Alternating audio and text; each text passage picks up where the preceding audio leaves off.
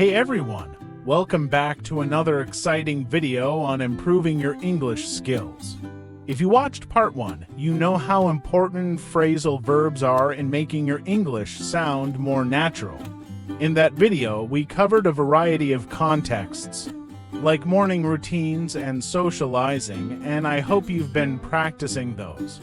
Today, we're diving deeper into some new areas where phrasal verbs are commonly used. Whether you're out shopping, working out, or just doing chores around the house, these phrases will help you communicate more effectively and naturally. So, what's on the agenda today? We're going to explore phrasal verbs related to shopping and spending, health and fitness, relationships and emotions, and even housework and chores.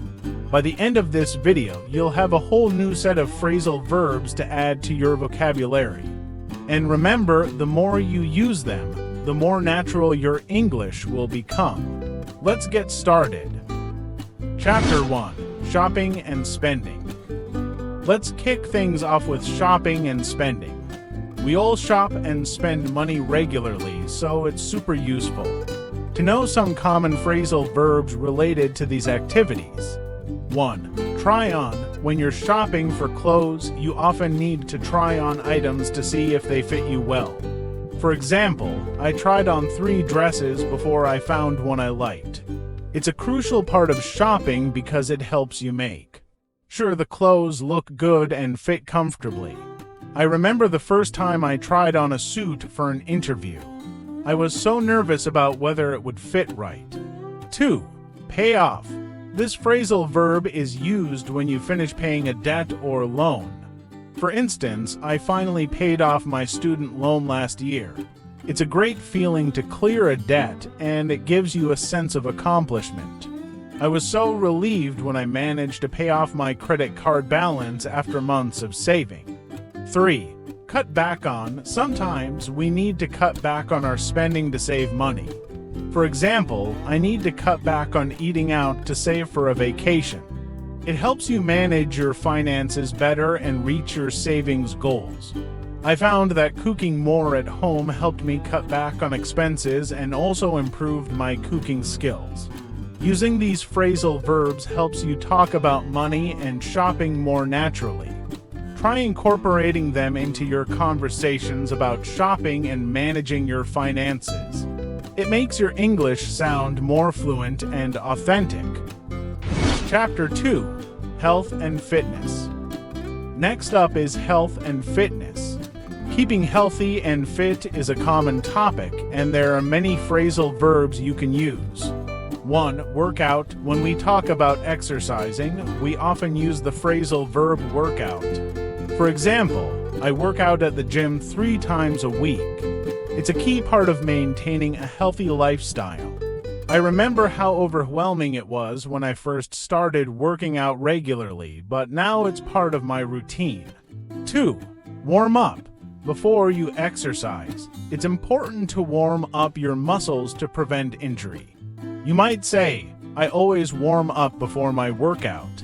Warming up prepares your body for physical activity and helps you avoid strains or sprains. I used to skip this step, but now I make sure to warm up every time I exercise. 3. Cut down on. This phrasal verb is useful when you want to reduce something, like unhealthy foods. For instance, I'm trying to cut down on sugar to improve my diet. It's a great way to focus on healthier eating habits. I found that cutting down on sugary drinks helped me feel more energetic throughout the day. These phrasal verbs make discussing your health and fitness goals much easier.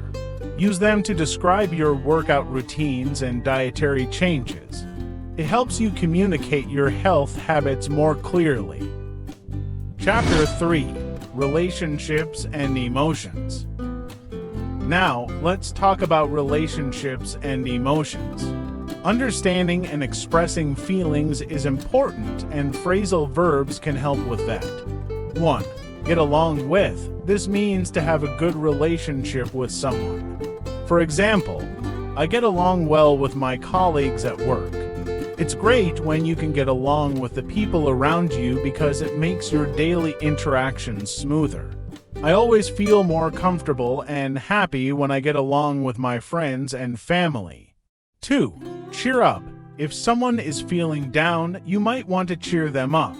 For instance, I brought her favorite coffee to cheer her up after a tough day. It's a nice way to support friends and family when they're feeling low. I've found that small gestures, like a kind note or a hug, can really help cheer someone up. 3. Break up. This phrasal verb is used when a romantic relationship ends.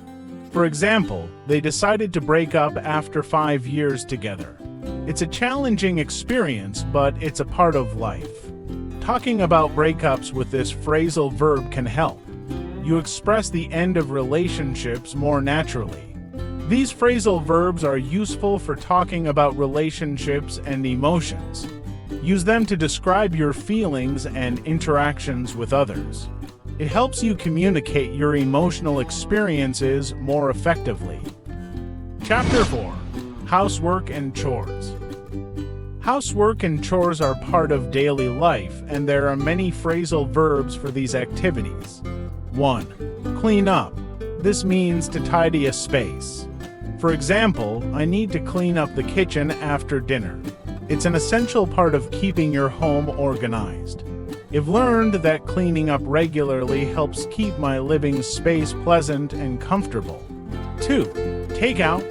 This is used for removing trash or garbage from your home. You might say, "Can you take out the trash, please?" It's a simple but important task to keep your home clean. I often set reminders to take out the garbage so I don't forget. 3. Wash up. This means to clean dishes or yourself. For example, I wash up after every meal. It's part of daily routines and helps keep things hygienic. I used to leave the dishes until the end of the day, but now I wash up right after eating to avoid a pile of dirty dishes. Knowing these phrasal verbs helps you talk about household tasks more easily. Use them to describe your chores and household routines. It makes managing daily tasks sound more natural. Chapter 5. Technology and Online Activities. Technology is a big part of our lives, and there are many phrasal verbs related to using technology. 1. Log in. When you enter your username and password to access a computer or website, you log in. For example, I need to log into my email account to check my messages. It's something we do daily and is essential for accessing online services. 2. Shut down. This means to turn off your computer or device. For instance, don't forget to shut down your laptop before you leave. It's a good practice to avoid problems with your device. I always make sure to shut down my computer properly to prevent any issues. 3. Scroll through. This means to move through content on a screen. For example, I like to scroll through social media during my breaks. It's a common way to describe browsing through posts or information online. I've found that scrolling through different apps helps me stay updated with news and trends. These phrasal verbs are useful for talking about technology and online activities.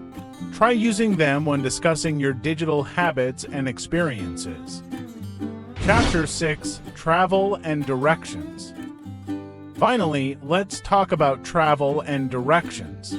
Here are some phrasal verbs that can help you with travel-related conversations. 1. Set out. When you start a journey or trip, you set out.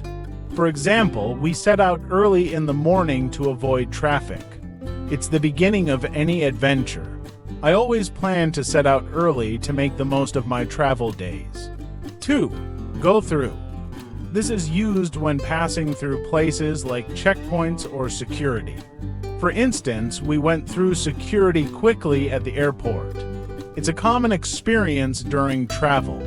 I've learned to prepare my items in advance to make this process smoother. 3. Get around. This means to move from one place to another. For example, it's easy to get around the city by bike. It's useful for describing how you travel within a city or area. I use public transport and biking to get around my city efficiently. Using these phrasal verbs can help you talk about travel and directions more clearly. They make discussing trips and navigation much easier. Wow, we've covered a lot today. We explored phrasal verbs for various everyday situations: shopping and spending, health and fitness, relationships and emotions, housework and chores, technology and online activities, and travel and directions.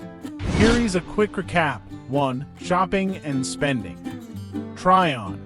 Pay off, cut back on. 2. Health and fitness, work out, warm up, cut down on. 3. Relationships and emotions. Get along with, cheer up, break up. 4. Housework and chores, clean up, take out, wash up. 5. Technology and online activities. Log in, shut down, scroll through. 6. Travel and directions, set out, go through, get around. I encourage you to try using these phrasal verbs in your daily conversations. Practice makes perfect. Incorporating them into your speech can make your English sound more fluent and natural. Feel free to share your experiences and any new phrasal verbs you've learned in the comments below. If you found this video helpful, please give it a thumbs up. And don't forget to subscribe to my channel for more English learning tips and fun content. Hit the notification bell so you won't miss any of my upcoming videos. Thanks for watching, and I'll see you in the next video.